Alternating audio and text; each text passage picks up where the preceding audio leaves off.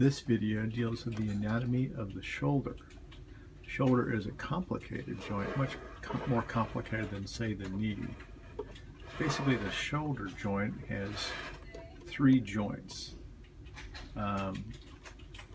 The glenohumeral joint, which is the big ball and socket joint here. The acromioclavicular joint, which is where the clavicle or collarbone comes over and attaches to the acromion. And the final joint, you don't really think of as a joint, but it's where the scapula or the shoulder blade articulates with the body wall. So it's the scapulothoracic joint. So three joints to the shoulder.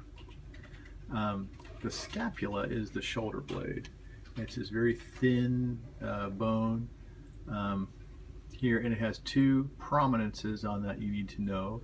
One is the coracoid process. Coracoid, I think that comes from crow beak in Greek or Roman. And then the acromion process up here, the acromion, okay? And they support muscles around the shoulder. The collarbone or clavicle comes over and attaches to the acromion, which is a process of the scapula, attaches here. That is the acromioclavicular joint. And sometimes in the business we say that's the AC joint, the acromioclavicular joint. Now, let's talk about the ball and socket joint, or the glenohumeral joint. The top of your arm bone, your humerus, ends in a ball, which is coated with the articular cartilage here. And it goes to a shallow socket called the glenoid, which is part of the scapula.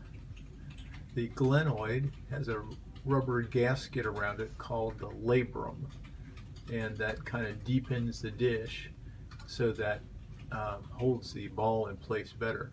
But if you look at the size of the ball and the size of the socket, that's a very flat socket and a very big ball. It's not a very stable joint. In fact, the shoulder is frequently dislocated. And when it dislocates, you can tear the rim of the socket in front, and you can damage the ball. The only thing that keeps that ball across the street from the socket is a balance of muscle forces. One muscle, you can see this rope here attaching to the top of the socket. That is the long head of the biceps. Bi means two, ceps means head. This muscle has two heads. One head is this long, skinny attachment that attaches to the top of the socket or the labrum. The other head attaches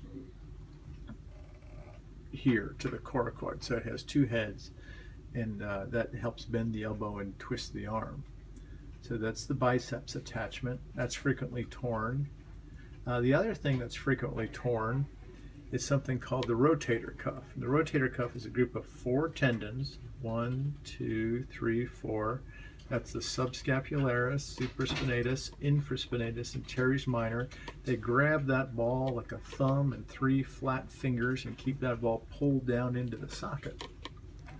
And frequently you have rotator cuff tearing. Usually this muscle up top, the supraspinatus, can tear off the bone, and then you have a lot of pain and difficulty lifting the arm. So those are the muscles of the rotator cuff. They pull the ball down and into the socket, down and in. They exert a vector this way. There's a bigger muscle on the outside called the deltoid, which pulls it up and out. And the two form a force couple. They balance each other out and keep that ball centered on the socket. It's amazing the whole thing actually works. This ligament here, a ligament is between two bones.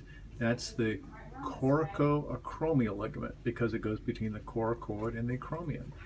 There are two ligaments here that hold the clavicle down to the coracoid. Those are the coracoclavicular ligaments, and that's the trapezoid and the conoid ligament because they look like a trapezoid and a cone, basically.